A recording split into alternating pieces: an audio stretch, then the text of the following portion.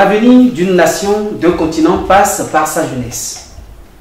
Le jeune doit être objectif, positif et déterminé à avancer malgré les difficultés qu'il rencontre. Chers téléspectateurs, amis du bout des ondes, nous voici une fois encore en votre compagnie pour parler de l'emploi sous toutes ses formes. Pour ce numéro, votre émission Parlons Emploi, nous allons échanger autour d'un thème qui s'intitule Jeunes et entrepreneuriat, quel avenir pour l'Afrique? Et pour bien en parler, nous avons sur notre plateau un jeune leader entrepreneur ivoirien qui a à son actif beaucoup d'expérience. Il est titulaire de nombreux diplômes et a à son actif 2 distinctions internationales. Lui, c'est M. Wilfried Adengra. Bonsoir. Bonsoir. Et merci d'être sur notre plateau. C'est à vous le merci. Merci beaucoup. Vous êtes bien sûr sur la FIA TV, le numéro 1 de l'employabilité en Afrique. Et l'émission s'appelle Parlons Emploi. Bonsoir à toutes et bonsoir à toutes. Monsieur Wilfried Adengra, alors vous êtes sur nos plateaux, nos chers téléspectateurs, nos chers internautes veulent mieux vous connaître, puisque si vous-même vous présentez, je crois qu'ils vont mieux vous connaître. Allez-y. D'accord. Présentez-vous un peu plus amplement.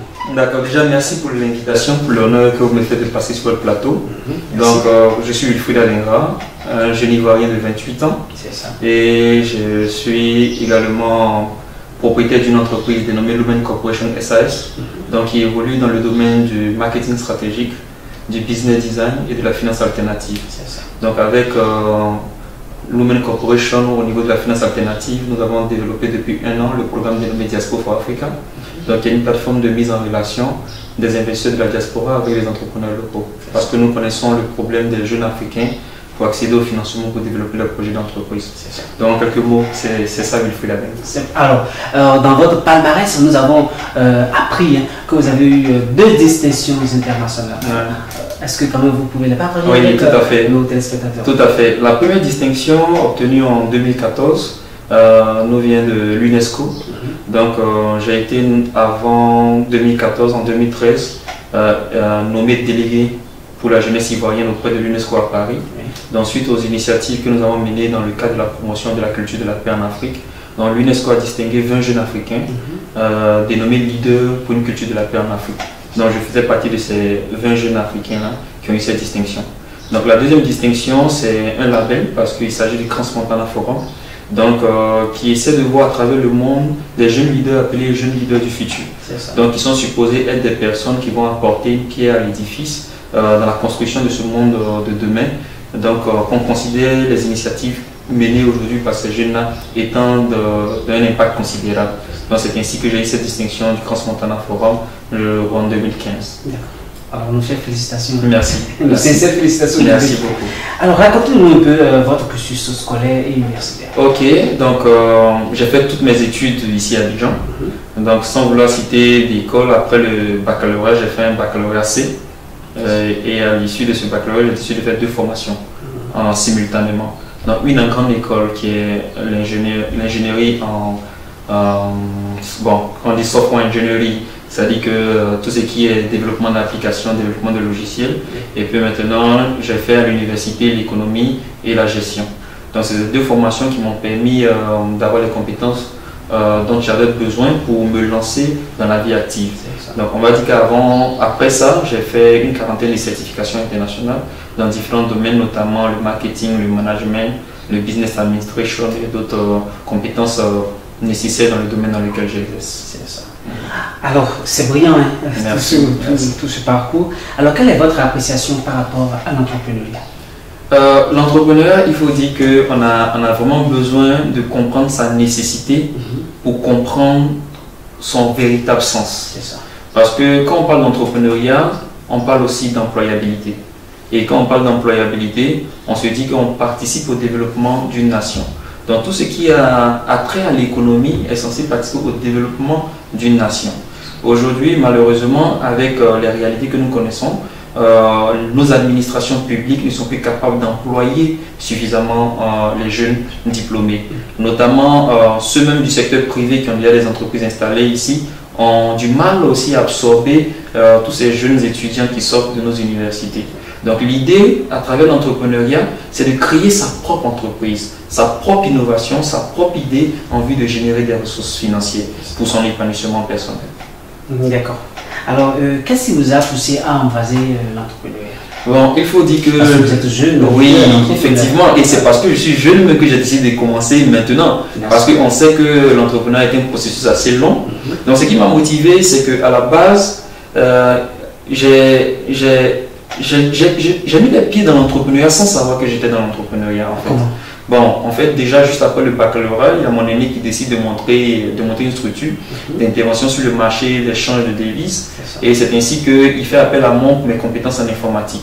Donc, pour ne serait-ce que m'apprendre les rouages de ce secteur-là et à travers ça me parfaire dans mes compétences sur le marché d'échange de devises. Donc, quand j'ai embrasé ce secteur, j'ai vu qu'il était plus profitable pour moi de me lancer dans quelque chose qui est propre à moi plutôt que de m'investir dans l'entreprise de quelqu'un d'autre. Donc, c'est comme ça que j'ai commencé. Après ça, j'ai essayé de monter un premier projet d'entreprise. 8 mois après qu'il a échoué, j'ai monté un deuxième projet d'entreprise 1 an après qu'il a échoué, mais au moins je sentais qu'il faisait 1 mois de plus. Et après, suite à la crise post-électorale, j'ai eu le financement d'une institution internationale qui voulait participer au redressement économique de la Côte d'Ivoire. Donc, c'est eux qui m'ont financé à hauteur de $10 000. Et c'est ces $10 000 que j'ai pris pour monter une petite structure d'informatique. Donc 5 ans après, j'ai décidé maintenant de partir à un autre modèle économique. Donc j'ai décidé de monter Lumen Corporation. Donc j'ai laissé l'entreprise précédente qui s'appelait Geotigo pour monter maintenant Lumen Corporation qui fait ce qu'on fait aujourd'hui. Donc est-ce qu'on peut dire que c'est votre grand frère, c'est votre aîné qui vous a tiré la main pour vous mettre dans l'entreprise? Il fallait que je commence quelque part. C'est vrai que dans l'esprit, je faisais beaucoup de choses avant ça, mais c'était encore dispersé. Et même après mon aîné, je n'avais pas toujours une vision assez claire de ce que je voulais faire. Mais le fait que j'ai eu à travailler avec lui m'a donné une perspective assez claire sur ce que je voulais vraiment faire de ma vie. Donc même malgré les échecs, vous n'avez pas baissé la bras? L'échec fait partie du processus. D'accord. L'échec fait partie du processus parce que très souvent, ce qu'on voit, c'est que les gens ne capitalisent pas suffisamment sur l'échec. Or, l'échec, c'est la meilleure des écoles. L'échec, c'est aussi la capacité pour nous d'apprendre, de nous parfaire et de développer nos compétences on va dire, en faisant face aux réalités du terrain. Donc moi, je n'ai jamais appréhendé l'échec comme l'échec, mais j'ai appréhendé juste l'échec comme une possibilité pour moi de me parfaire et d'apprendre davantage. C'est ça. Alors, quels sont vos secrets dans l'atteinte de vos objectifs? Parce qu'un leader comme vous doit obligatoirement avoir des secrets. Tout à fait, tout à fait. Je pense que si je veux citer quelques secrets, d'abord, moi je suis religieux, donc je mets beaucoup ma foi en Dieu. Et moi je pense que c'est la base de toute chose parce que si tu crois que ce que tu fais doit arriver, c'est parce que tu crois qu'il y a la possibilité qu'il y ait quelqu'un derrière toi qui te soutient. Donc il y a cette capacité pour moi aussi de m'appuyer sur Dieu. Et il y a cette capacité aussi de m'appuyer aussi sur les compétences que Dieu m'a données. Parce que très souvent, on est beaucoup focalisé sur les compétences des autres. L'erreur qu'on fait quelquefois, c'est la comparaison qu'on a les uns vis-à-vis des autres. Quand je vais à l'école et que, par exemple, j'ai eu mon master en informatique, et que je vois que mon ami qui est à côté de moi a le même master en informatique, on est sorti de la même université, et qui lui travaille 1 an après moi pendant que moi je galère à trouver du travail, je trouve qu'il a réussi. Et moi, non. Mais parce que je me compare à lui. Mais une fois que j'arrête de me comparer à lui, je vois quelles sont mes lacunes, quelles sont mes failles, qu'est-ce que j'ai besoin de travailler pour m'améliorer. Donc je suis beaucoup focalisé sur ce que j'ai comme aptitude. Et quelles sont mes lacunes, je continue de les travailler jusqu'à me parfaire pour atteindre mes propres objectifs, mais pas les objectifs de quelqu'un d'autre. C'est ça. Donc il faut travailler pour atteindre certains objectifs. Il faut travailler pour atteindre ces objectifs. L'échec est formateur. L'échec est formateur. D'accord. Tout à l'heure, vous avez parlé d'aptitudes. Alors, quelles sont les aptitudes d'un entrepreneur? Parce que beaucoup de jeunes peuvent dire, ok, d'accord, moi, mais je vais entreprendre. Mais quelles sont... parce que tous les jeunes ne sont pas faits pour aller en entrepreneuriat. Tout à fait. N'est-ce pas? Alors, quelles sont les aptitudes? Tout à fait. Voilà. Je pense qu'au début, quand je commençais à m'exercer en entrepreneuriat, si c'est quelque chose que j'avais vraiment vite compris, je pense que je serais à un autre niveau aujourd'hui. Mais très souvent, ceux qui se lancent en entrepreneuriat négligent le facteur formation.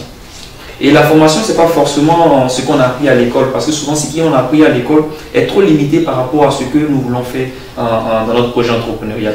Parce qu'on n'apprend pas forcément à être leader à l'école.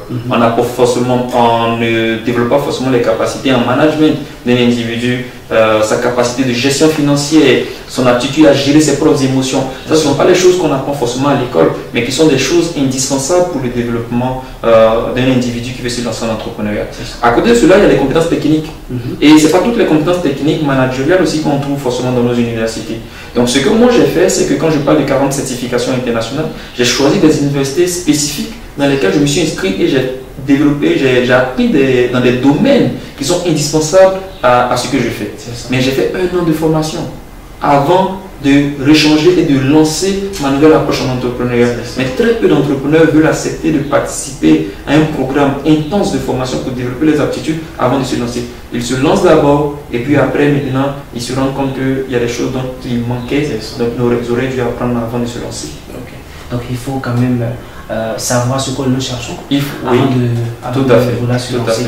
Alors, à part les échecs que vous avez eus, est-ce que vous avez rencontré d'autres difficultés dans ce domaine vraiment vaste et puis épineux?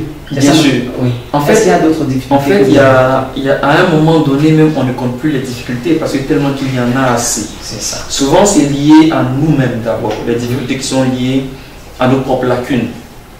Et souvent, c'est lié à notre environnement. Au soutien qu'on n'a pas de nos proches, de nos amis, de nos parents. C'est lié aussi à l'écosystème entrepreneurial où il y a beaucoup de concurrence, où le marché, bien qu'il soit dynamique, mais en même temps, pour le pénétrer, ça a beaucoup de difficultés. Et souvent, on fait face aussi à des difficultés financières parce que les projets que nous développons sont des services qu'on veut proposer aux populations.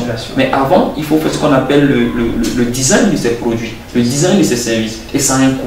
Et souvent, ce coût pour un jeune entrepreneur comme moi, ce n'est pas toujours évident de rassembler les ressources financières pour développer cela.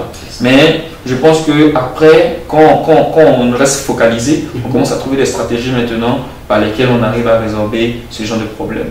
C'est ça.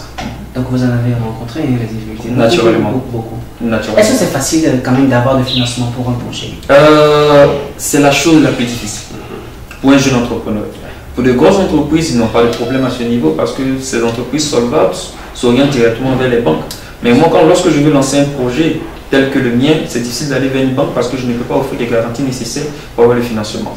Mais il y a des approches. Et c'est dans ces approches-là qu'aujourd'hui, nous, on a pu lancer le programme Diaspora for Africa.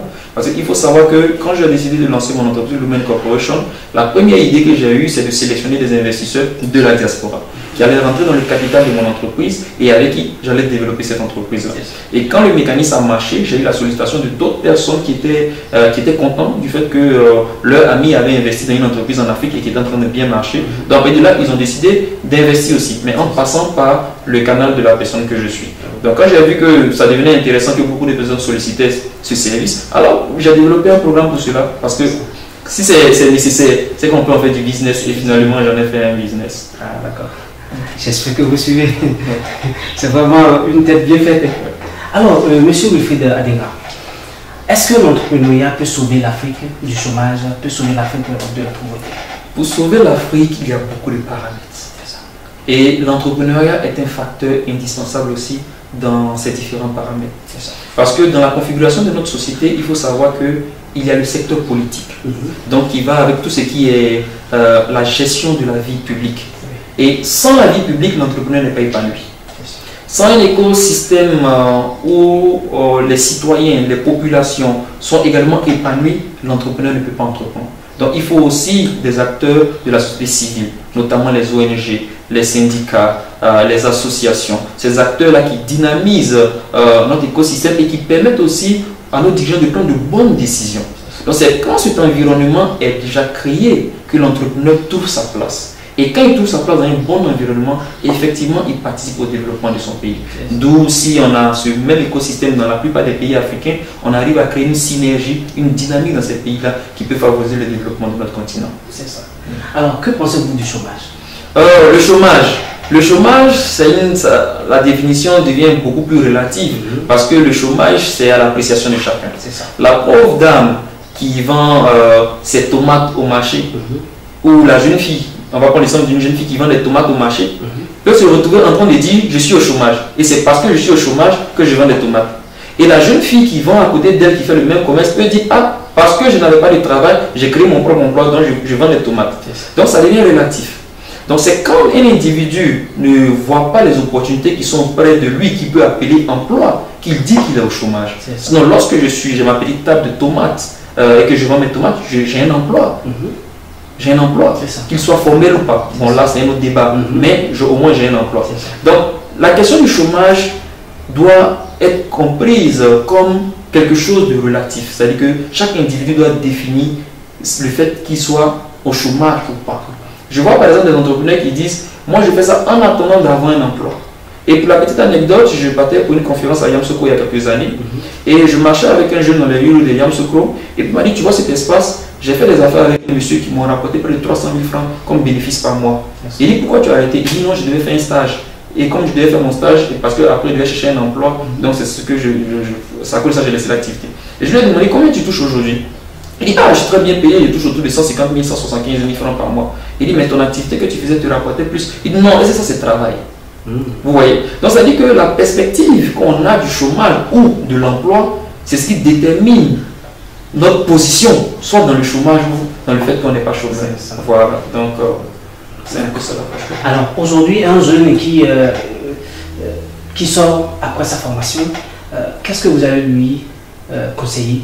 Si par exemple, il a tellement envie d'aller travailler dans un bureau, ou bien d'aller entreprendre lui-même, ou bien d'avoir un emploi salarial, ou bien d'être entrepreneur. Qu'est-ce que vous allez lui conseiller? D'accord.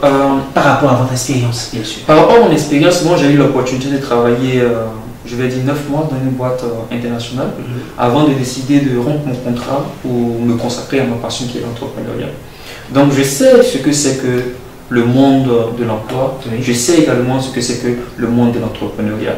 Mais ce qui vient juste avant, c'est que c'est cette détermination qu'on a de vouloir se créer une situation. Parce que tout devient d'abord mental avant de se réaliser dans notre quotidien. Donc il faut que celui qui veut se trouver un emploi, soit à travers l'entrepreneuriat ou bien en postulant dans une entreprise, se prépare suffisamment dans cette dynamique-là. Ils se disent que je veux un emploi, donc mon travail actuellement, c'est de chercher un emploi.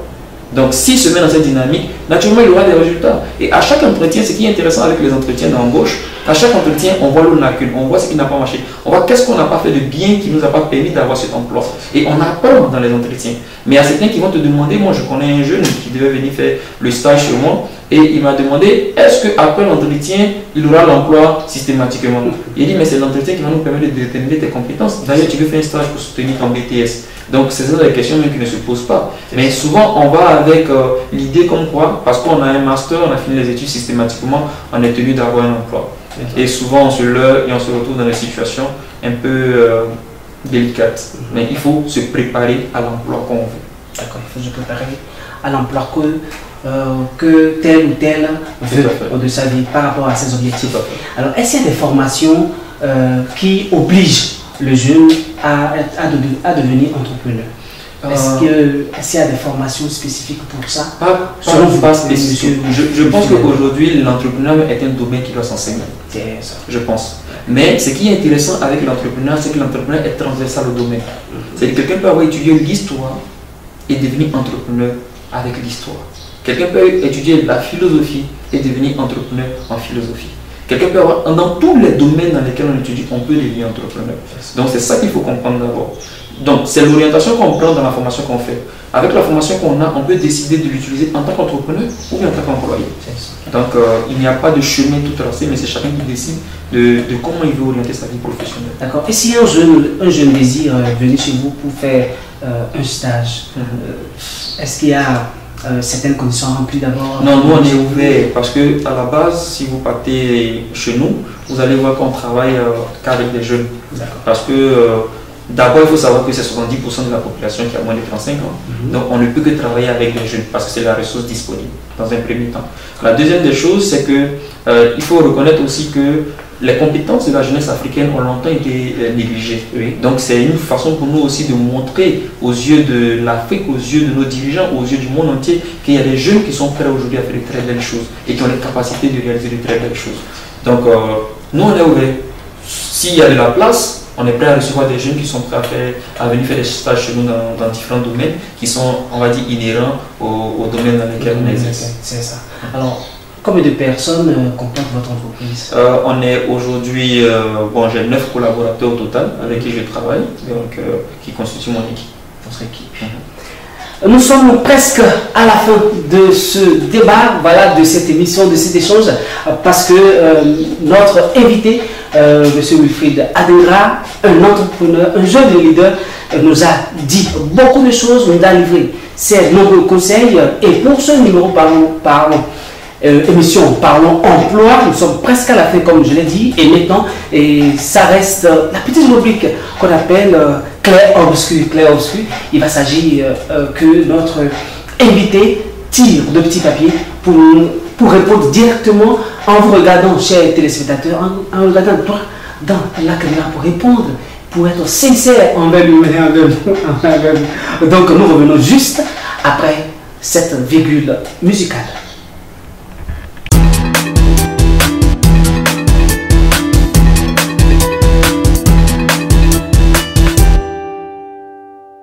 Je suis Vitali Boton, présentateur télé au Bénin, mais quand je veux suivre les informations internationales, je suis la FEA TV, faites de même.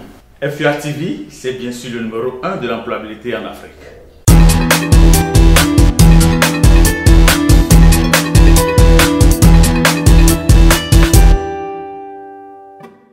Alors, nous sommes de retour sur notre plateau de Parlons Emploi de ce jour avec M. Wilfried Adengra, et c'est la rubrique Clair obscur. Donc il va juste tirer un papier et nous répondre directement à la question qui est inscrite sur le papier. Donc si vous tirez, vous me la donnez, je vais lire et puis vous allez regarder droit dans votre caméra pour répondre à la question. Êtes-vous prêt? Je suis prêt. Vous êtes sûr? Je pense être prêt. Vous dites la vérité, rien que de la vérité. Oui, je pense être prêt. C'est vrai, nous ne sommes pas au tribunal, mais il faut dire la vérité, rien que la vérité. D'accord. Alors on y va. Remuez avant de faire. Ok. Remuez ça. Voilà. Merci beaucoup. Alors, la première question tirée par notre invité du jour, M. Wilfried Adengra, dit ceci. Quelle est la plus grande satisfaction de votre vie en date d'aujourd'hui? La plus grande satisfaction dans ma vie en date d'aujourd'hui, je pense que c'est le lancement officiel de Diaspora for Africa, qui s'est fait avec le partenariat de la Banque africaine, de développement. Donc je pense que c'est aujourd'hui ma fierté. D'accord. Merci. Alors, deuxième papier.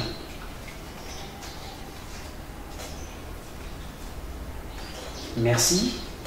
Alors, la deuxième question dit ceci. Quel est votre projet à court terme? Mon projet à court terme, c'est non professionnel. Je pense à court terme, je vais devoir avoir l'obligation de me caser, donc avoir une situation matrimoniale assez stable pour pouvoir continuer bien ce que je suis en train de faire. Avec quelqu'un? Bien entendu. Vous pouvez avoir le nom là? Non, pas plus loin. Ok. D'accord, c'est téléspectateur, vous avez tout compris? D'accord, troisième question. Ok. Merci. La troisième question dit ceci. Quelle est la plus grosse... Non, je reprends. Quelle est la plus grosse erreur de votre vie à la date d'aujourd'hui? La plus grosse des erreurs de votre vie? J'ai pas commis de très grosses erreurs dans ma vie, de sorte à pouvoir regretter. Mais je pense que l'erreur peut-être que j'ai eu à faire pourrait se situer peut-être au niveau du fait qu'à un certain moment, j'ai pas fait des... j'ai pas d'idée en tête, honnêtement, mais peut-être que j'ai pas peut-être choisi de bons amis, j'ai pas peut-être choisi de bons amis à un moment donné, j'ai pas peut-être fait des choix que je devais faire au moment où je devais les faire, mais bon, je n'ai pas de gros regrets en toute honnêteté. Donc, et quand vous avez de petits regrets, non? Oui, je pense que... Est-ce que vous pouvez les partager avec nous? Bon, ce que j'ai peut-être comme regret aujourd'hui, peut-être c'est... Non, je sais pas. En toute honnêteté, ça dit que je veux réfléchir à quelque chose de pertinent à dire, mais là, je trouve pas. Je trouve pas. D'accord. Alors, le quatrième choix. Merci. Alors, la quatrième question dit ceci. Quel est le rang le plus mauvais au cours de votre cursus scolaire? Le rang le plus mauvais au cours de mon cursus scolaire, je pense que j'ai une fois été 15e, 15, 16e, autour de là, mais je ne suis jamais allé au-delà. Bon, ça a été pour des raisons d'ordre familial, la pression sociale, que souvent je ne me suis pas concentré sur les études, mais au niveau des études, je n'ai pas eu de gros problèmes. Mais j'ai été 15e, 16e par là. Donc c'est le rang le plus mauvais. C'est le rang le plus mauvais. C'est pas 20e, c'est pas 30e. Non, je ne suis jamais arrivé. D'accord. Jeune et entrepreneuriat, quel avenir pour l'Afrique? C'est de ça que nous avons parlé aujourd'hui. Bien sûr, jeudi 30 novembre 2017, avec notre invité, M. Wilfried Adengra, jeune leader et entrepreneur ivoirien. Merci pour votre aimable attention, monsieur. Vous avez un mot de fin? C'est à vous dire merci et puis profitez de votre antenne, votre plateau pour inviter la jeunesse africaine à croire en elle. Parce que moi je le dis toujours, c'est pas parce que on a plus de compétences que les autres qu'on fait ce qu'on fait. Et on ne pense pas, surtout moi, je ne pense pas avoir encore réussi. Mais je pense qu'avec ce qu'on est en train de démontrer aujourd'hui, on démontre à une jeunesse africaine que c'est possible. Donc on invite cette jeunesse à croire en elle et à initier. Il ne faut pas rester chez soi pour dire je vais faire. Mais il faut commencer par initier quelque chose. Si vous faites des erreurs, c'est pas grave. Apprenez de ces erreurs et avancez. D'accord. Jean Kofi était à la partie technique. Constant de saluer, c'était moi. Bonsoir et au prochain numéro.